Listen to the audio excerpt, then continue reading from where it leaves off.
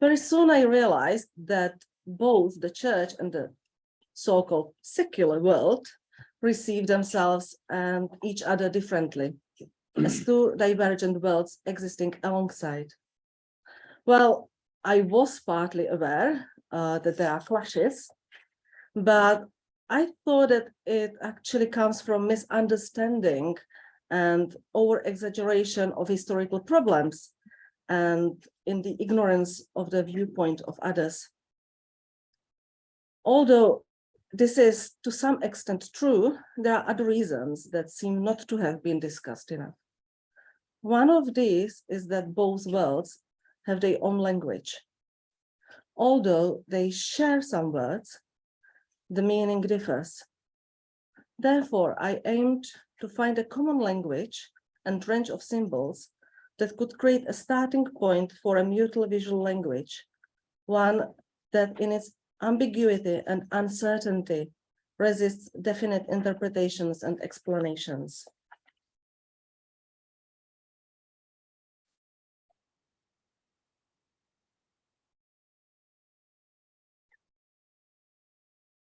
During my doctoral research, I have designed a specific approach combining artistic practice and theological reflection, resulting in a new method, which I call theological visualization.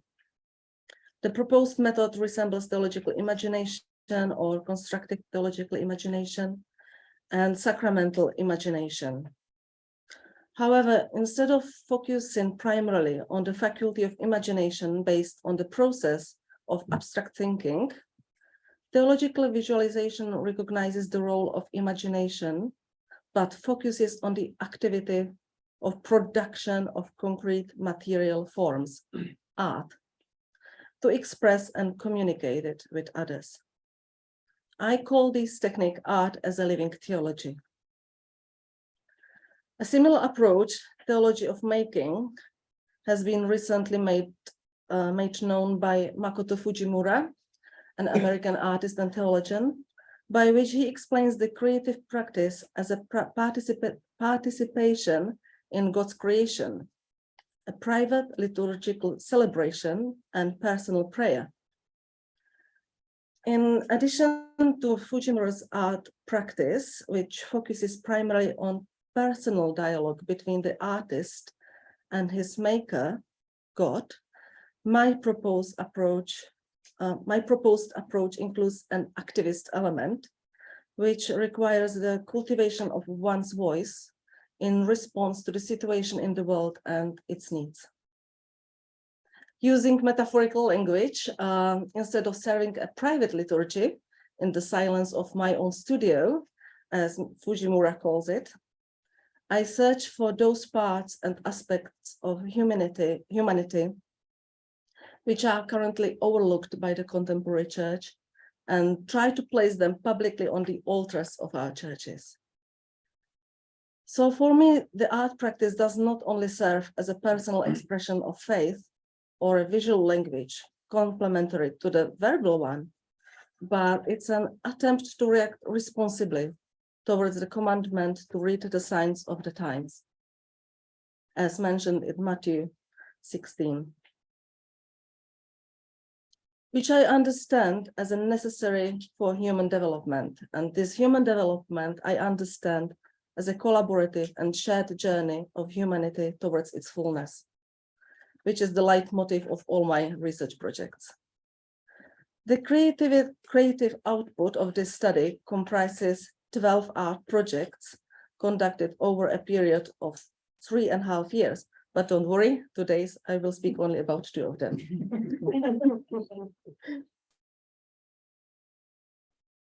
But you still can see them.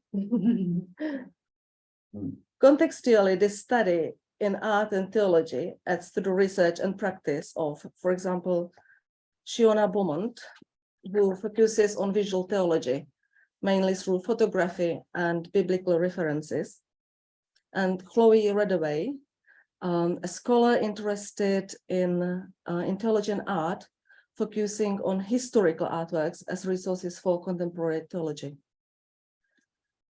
In my research, both disciplines, art and theology, play an essential role.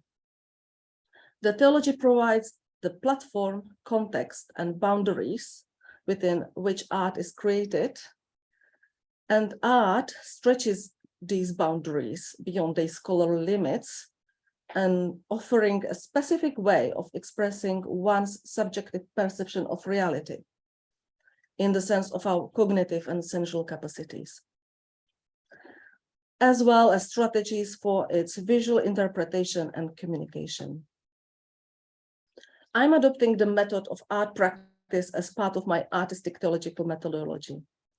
My objective is to apply this method, which equips my research with the tool of visualization, to produce forms of perception and intelligence, which arises from the lack of dogmatic precision, typically thought to comprise verbal expressions.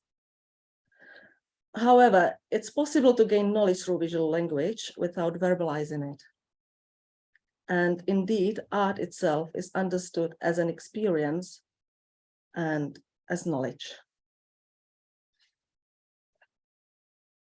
So what's the activism in Christianity? Some people can perceive the word a bit strange for Christianity because it comes from the secular world. But Christian art traditionally expresses theological truths which were the focus of their time. So each art was usually very activist because they tried to express what was the pressing moment or what was the changing moment of the epoch. We know this painting, which was on the break of humanism, sometimes clashing with the ideas of religious expression, of creation, or freedom, or equality. In each epoch, society has stressed different issues, such as freedom or human rights, unfortunately. Although there are theological disciplines dealing with these problems, those needs are not always in the forefront of the minds of church leaders and officials. Therefore, some topics have been rarely addressed in sacred spaces in favor of out-of-touch saccharine art inspired by historical forms, which is James Elkin's objection to religious art. Jeremy Begbie reproaches church authorities for escaping the reality in which the church exists. Quoting, "To the church's shame, much so-called Christian art has degenerated into an inoffensive and superficial kitsch, which turns a blind eye to the pain of the world." The end of quotation. Just something for your own enjoyment.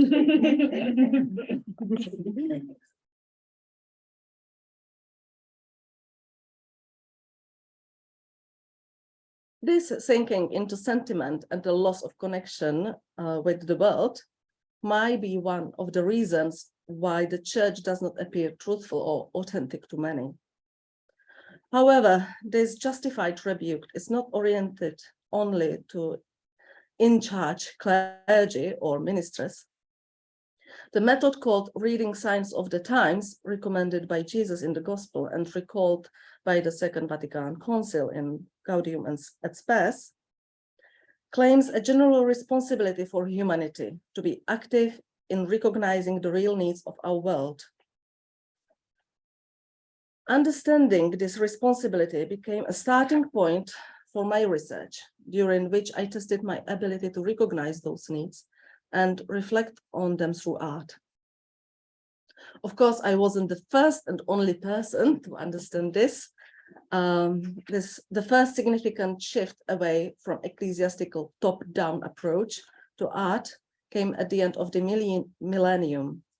In the Catholic Church, it was the Pope John Paul II, himself an artist, poet and playwright, who extended the aims of religious art in the Letter to Artists in 1999, when he claimed that the major purpose of art is to cooperate with creation in praising God. All people are encouraged to build and develop their environment, which is true especially for artists. Furthermore, artists grow personally and professionally through creating art. Their work communicates and creates culture and history, which is always art history, as well as human history. This was probably the most critical moment when the highest Catholic representative emphasized that art's special purpose is to lead the artists and the world to a higher spiritual and moral maturity. A point which resonates with the understanding of some authors from the Reformed Christian tradition. For example, J. Scott McElroy, or of course, Nicholas Wolterstorff. Eugene Peterson emphasizes the duty of artists to use their gifts in the meaning of charisms or talents for making art because they are a vital part of the church, and this is the evangelical, pastoral, and prophetic vocation. For McElroy, this is of such importance that without arts and artists, now I'm quoting him, the body of Christ might be physically, emotionally, and mentally challenged. Therefore, artists have not only the ability, but the duty to use their talents to serve humankind for the progress of human development, whereby humanity shall reach its fullness. So, moving out from this lovely Jesus statue, how is it with the activism? Are artists activists or prophets? Are they preachers or as we could see today, activists standing on streets and calling for justice? Maybe it's the same. As part of the research program, I joined collective exhibitions. Some of them were activists in character, in the sense that they called for changes in society. For example, on the topic of sustainability or social justice. And during them, the question of being necessarily engaged in activism arose. I asked myself, do I have to be an activist when I am an artist? Do I have to have a message in my art? Do I have to be so engaged politically, socially, and personally in art, which I display publicly? So Stephen Duncombe names activism's aims to foster dialogue, build community, make a place, invite participation, transform environment and experience, reveal reality, alter perception, create disruption, inspire dreaming. It's very wild. I would say he simply described life. By examining church documents, for example, so-called social encyclicals, some of them from 1967, Populum Progressio, for example, or Solicitudo Rei, from Rei Socialis from 1987, and the already mentioned Gaudium et Spes from 1965, I reached the conclusion that according to the Catholic Church, activism is a responsible answer to human needs rather than something extra or even contradictory. This finding necessarily made me step out of my comfort zone of accepting the world as a place of someone else's problems, which I do not need to deal with. This step had some after effects. For instance, an exaggerated sense of responsibility, loss of work-life balance, and even depression, because then I felt I should find solution for all the world's problems. So the Messianic complex.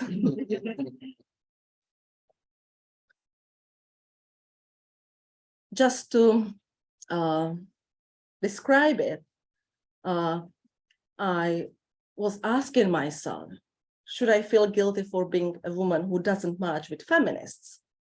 Because if I understand myself as a feminist woman, I should do everything I can to support this idea. Or should I feel guilty for being a member of the church, which is accused of the terrible scandals of abuse? I even asked myself whether I should feel guilty that I am a healthy, white, heterosexual woman from a reasonably rich country, studying on a scholarship, having regular food and support. I went through many stages many different feelings and eventually ended up depressed. This led to terrible psychological exhaustion, loss of motivation to continue in my work, which seemed to be endless and without any impact and even undermining my own identity. The only solution was to turn back to the initial question about my position in this research. And the answer that came out was, you are not the Messiah. You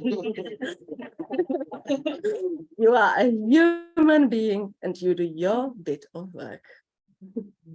However, according to the church teaching, everyone has personal responsibility for the world in which they live, and they are expected to behave according to the best of their knowledge. So, how to balance the weight of responsibility and the weakness of humanity?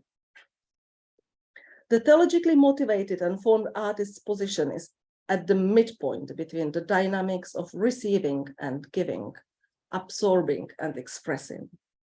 Once the information or knowledge, experience have been absorbed, mediated, and internalized,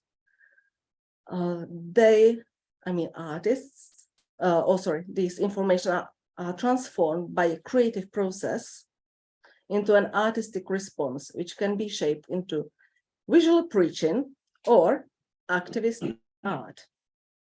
Thus, the artist herself becomes a target and later a mediator of both of these dynamics. As a researcher using art practice and theological reflection as main tools, I function as a filter in all stages of the process, and therefore I cannot cut myself out of it. The discovery helps clarify my positionality and makes it more defined. Moreover, according to some Christian writers, for instance, already mentioned Scott McElroy or V. David O. Taylor, creative practice is a way for artists to develop their humanity, flourishing as a human being in terms of social development, or in a sense of recognizing one's specific attributes and qualities, followed by conscious work on the improvement, be it moral or professional. Such development can lead to the fullness of creation and contribute to redemption, which is the main goal of the living theology and life itself.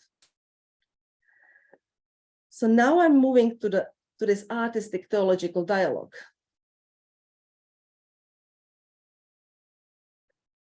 One photo from one of my art projects, being a part of it, so you can see my face, just to make a little intermezzo from the information. This was a creative workshop when we were pictures of each other. So we let others to paint on our body. We couldn't see what was paint because we were the blankets, the empty space to be filled with others. And also we used luminescent colors, which means we didn't see exactly, even those who painted didn't see what they did until we used this UV lamp to see the result. This idea is actually something which I try to process as my main message, that each of us owns a piece of knowledge which we together can share, and only together we can create a bigger picture and also the knowledge of God. And some of the pieces are still not visible until we use this special light, which is, for example, the scripture or the revelation. So we can't see everything and its impact until it's revealed. So back to the words.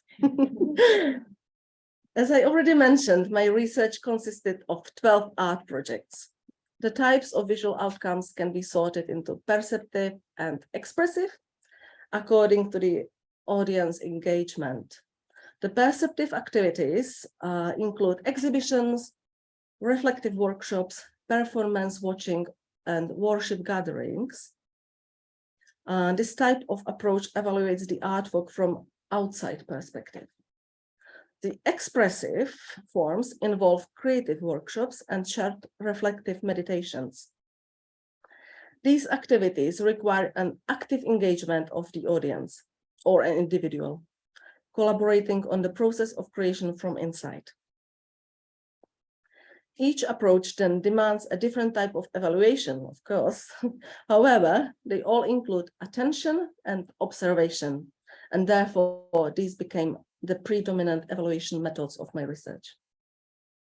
A specific technique of visual data presentation is recycling, by which I mean including already selected and evaluated results within an ongoing creative process. The findings are then developed or remained in a new way into different pieces of artwork or projects without acknowledging their previous purpose. So exactly as it's an action research, so it's action research, therefore the idea is developing and evolving through putting the main idea into the cycle by taking some knowledge, defining some pieces, or avoiding some parts which proved not to be useful. There is an application of this rather abstract circle.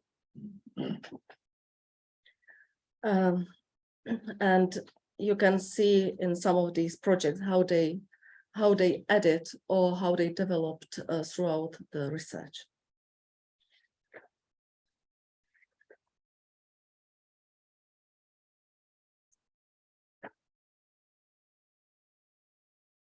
So the practical use. I must admit, since this is an academic lecture, and these are artworks, I'm using them with the benefit only for this lecture. So they are not for the public use because they are not my artworks, and I will all quote them. My research is based on the understanding that Christians' only identity is the identity of Christ.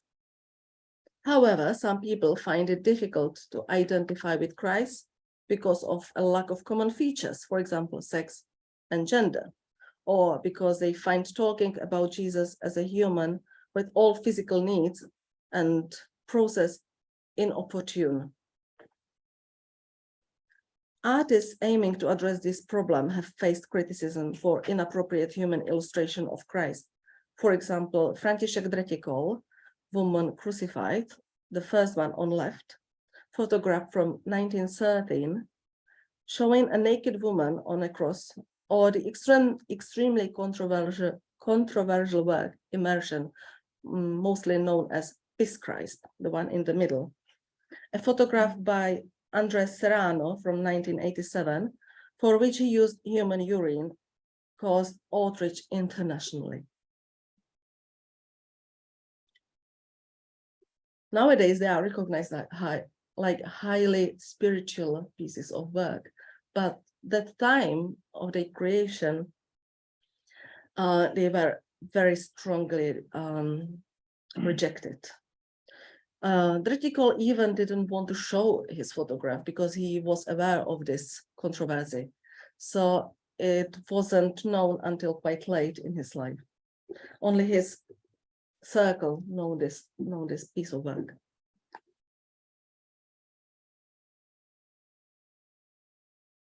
The gender or technique not typical for the representation of crucified Jesus challenged the traditional understanding of symbol of cross.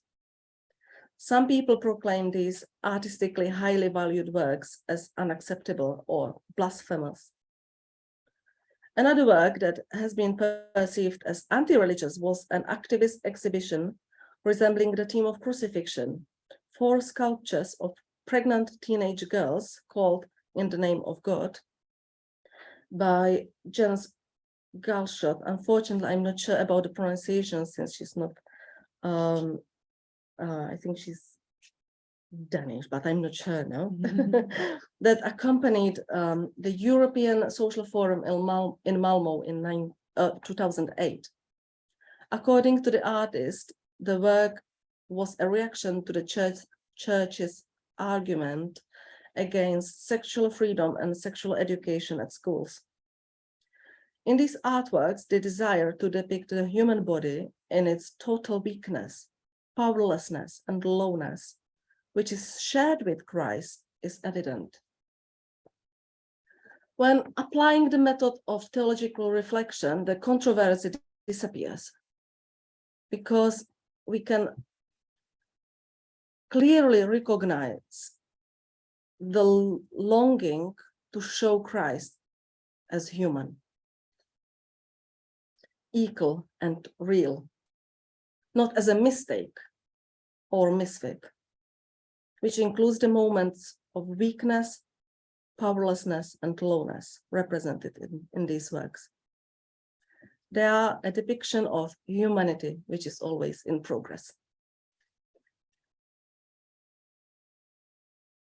The disharmony between religious teaching about all identifying as Christ and lived practices is exemplified by a banner in front of a church proclaiming that people are welcome to join the congregation, making the news more effective by naming diverse groups. You probably seen this banner and been seeing it quite regularly. I watched it every day when walking from school and waiting at the slides and reading the banner. I was challenged and I said like, okay, so a little test today. So I'm Catholic, let's read all these groups. And then I did like tick, cross, tick, cross, tick, cross. And every day the idea was developing since I was thinking, who else should receive those people if not we? And I felt ashamed, I felt challenged, and I needed to process this information. So this disharmony between religious teaching about all identifying as Christ and the reality was so evident. Christians warmly agree that all are welcome. However, in daily life, some people, for instance, those who are divorced and living in a civil marriage or practicing homosexuals, can experience estrangement and a non-equal approach due to church teaching, mainly regarding access to sacraments in the Orthodox churches. According to Catholic doctrine, these people live in an ongoing condition of mortal sin, which does not allow them to receive some sacraments. For instance, the absolution during confession and Holy Communion. However, sometimes it seems that moral theology emphasizes the topic of sexuality over other topics: justice, equality, peace, human rights, and others, which should deserve more attention in the religious practice of the Catholic Church, and I believe in some others. The task of living and behaving as Christ is not solitary, but instead communal. Humankind is sociable and made for life in communities. By living together, people do not benefit only from increased strengths, but also from their weaknesses and limits through which they learn. The same applies to spiritual life. Each individual has the ability to discover a little piece of knowledge that is to be shared with others. Only together they can create a coherent picture through still not a perfect one, though still not a perfect one. Artists' ability to communicate their theological insight visually can be seen as an unconventional but legitimate contribution to the whole congregation and theology. To make this work, they need the support of their communities and creative space to share their interests and receive feedback as part of dialogue. This dialogue may exist in various forms. For instance, in religious and other communities where more people prefer a visual exchange, it's possible to conduct the whole dialogue through images. However, the more typical approach requires translation from one medium to another, where the most preferred dialogue is verbal. Despite initial difficulties, some congregations and parishes, for example, those connected with the Vineyard Churches movement or art chaplaincy projects, already practice these transformative visual verbal discussions. They have managed to find new ways of theological sharing because they accept that God reveals himself or themselves or herself, it depends, to every person in various ways. And this revelation is for the good of all. The challenge of media transformation is crucial for the whole of theological dialogue, because unlike the verbal conversation, which tends to use definitive expressions, the visual representations allow broader exegesis. Even though this can look like limitation, I find it a major advantage. Although it seems that verbal and textual definitions can make discussion easy, many people experience that the opposite is true. And now something very, very practical from my own projects. An example be the art project, The Tree of Life. I think it's from the year 2018. When approaching this oval life-size photo collage, the first thing viewers can recognize is a figure resembling a crucifixion theme. The human torso with arms spread out as a typical posture for Christ on the cross. After a close look, the viewer can see some other elements. Instead of the cross, there is a tree growing from the figure. An image of pebbles forms the lower part of the body. The most significant detail is an image of a hole in a metal wall with stream coming through the hole, placed on the left side of the photo collage, right side of the body. All the images of natural components were inserted into the photograph of a human body, which can be translated as a connection of humanity and nature in the mutual dependence or exploitation of nature by humankind. Both these translations can raise questions about responsibility for sustainability, which is a highly activist topic. The explicit symbolism of crucifixion evokes the concern of death, precisely a death of an innocent person. Likewise, in Wallinger's Ecce Homo, this artwork silently preaches injustice against creation, specifically humanity and ecological injustices. The disturbing combination of beauty of the nature and cruelty of the crucifixion highlights the idea of need to protect the nature from destructive human actions. Some people can understand the theme of the Tree of Life as primarily religious, according to their religious formation, because the theme of crucifixion is so usual for churches. These signs will be read immediately as religious. However, for those who do not have or a very little experience with religious images, they will probably read the Tree of Life mainly as activism because of the image of nature. So this is the technique of theological visualization, which uses something working with your own imagination and experience. So therefore, even though I have experience and I come from one position, I can slowly open my own perspective to the perspective of others by sharing similar symbols, which are shared with others. For example, the need for sustainability, the need for common good, the need to have strong voice. And these things can be shared even though I come from very narrow and typical Orthodox religious tradition. and I can communicate very clearly with others who don't share this position.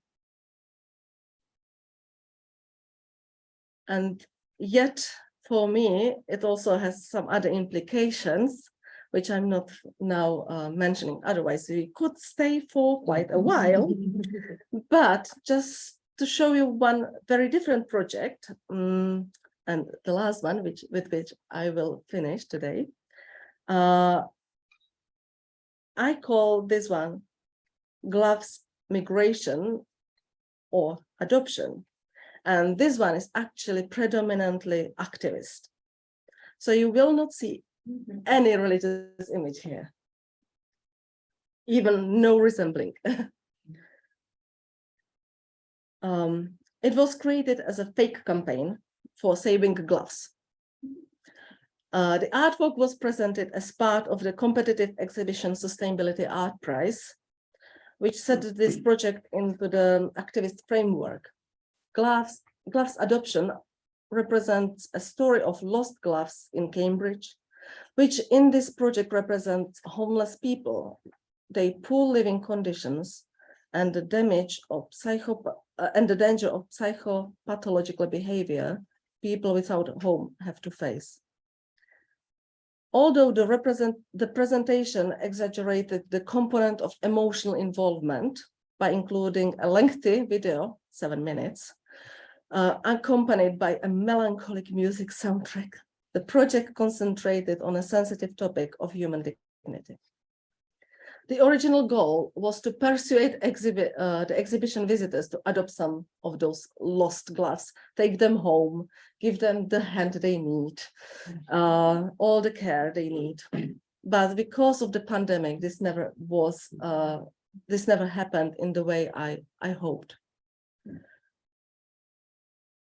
But the main question was, is it possible to return homeless people their dignity once it's lost? The whole project was conceived as a presentation of substitutive objects for a particular group of people, homeless. The question of homelessness is more complex than I can present in this project. However, I built my thesis on understanding the phenomenon of the invisibility of people who live on the streets. When I'm passing by, I try to protect myself from the feeling of guilt and responsibility by turning a blind eye, we had that today, about the situation.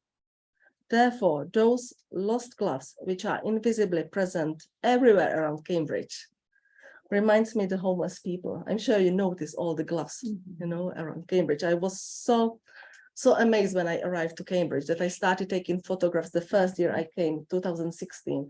During 3 years, I took about 200 photographs of them. And then I stopped because simply, I still could take them endlessly. I firstly just started taking them and make these stories about them. I gave them names. Sometimes I watched them devolving, I talked to them. Well, it's my nature probably, but I felt like I should do something else with this project. After 2 or 3 years, it developed into this gloves migration adoption project. So another type of protective behavior is depersonalization of the homeless people, which means they are not equal to me anymore because they are perceived as objects, which is an injustice against them. According to Schaeffer-Hughes, accepting acts of humiliation and injustice becomes easier through disconnection and depersonalization of human beings. Losing emotional engagement in this project, I attempt to work with the paradox where loss of emotional engagement through objectification is replaced by encouraging strong emotions towards these objects, the substitutes for human beings. So let's look at the project itself, and then I will conclude.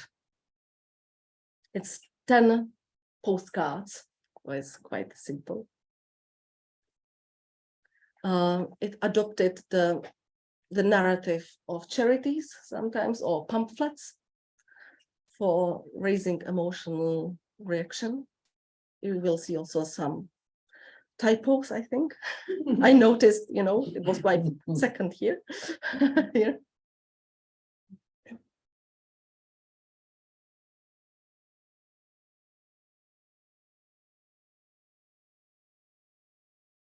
But it should have been also funny, so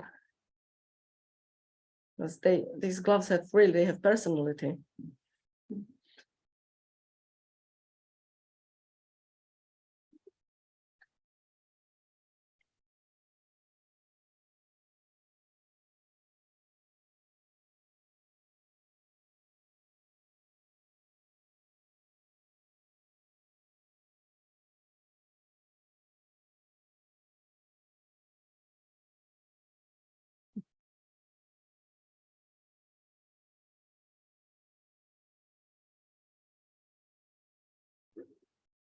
So you see, it was quite a simple project, adopting a funny language, and should be fun, but the message behind it was a bit different.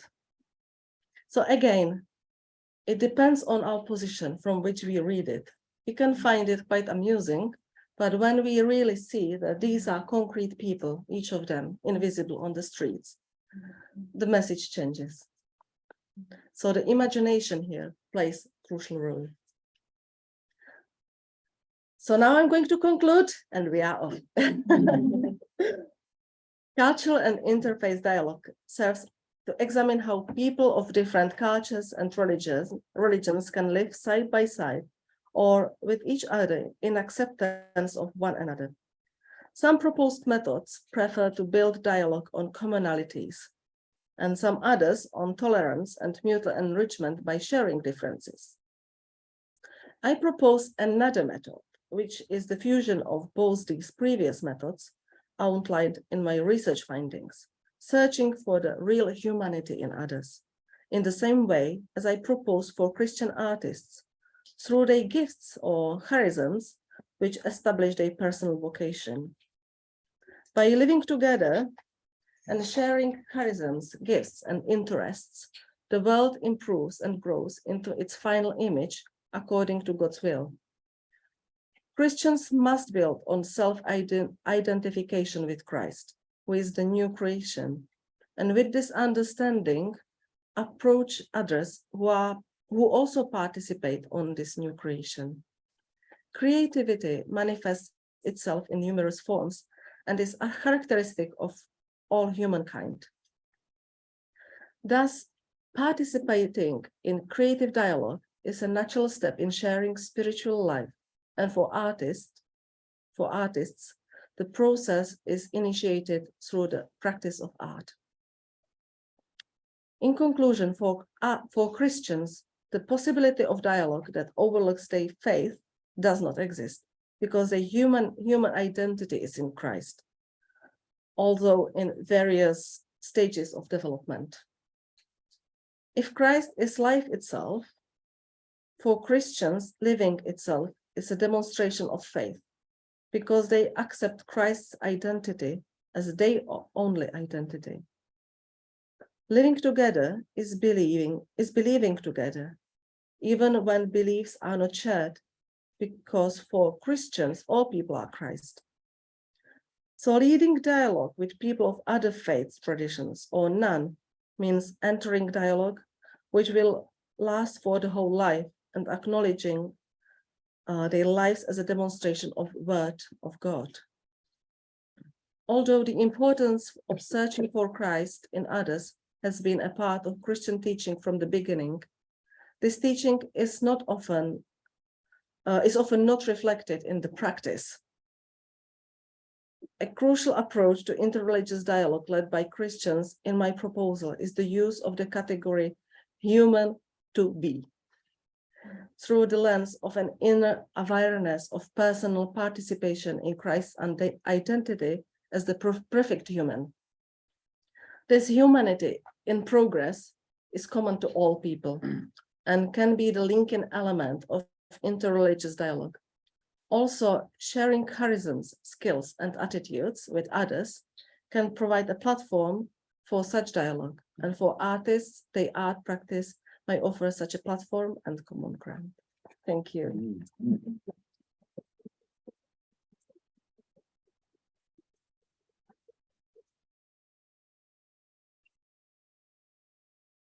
Thank you very much, Pavlina, for such stimulating and enlivening and personally committed paper. And I'm sure there will be contributions, questions, perhaps experiences that people have had in their own contexts that relate somehow to what you have said. And I see our various friends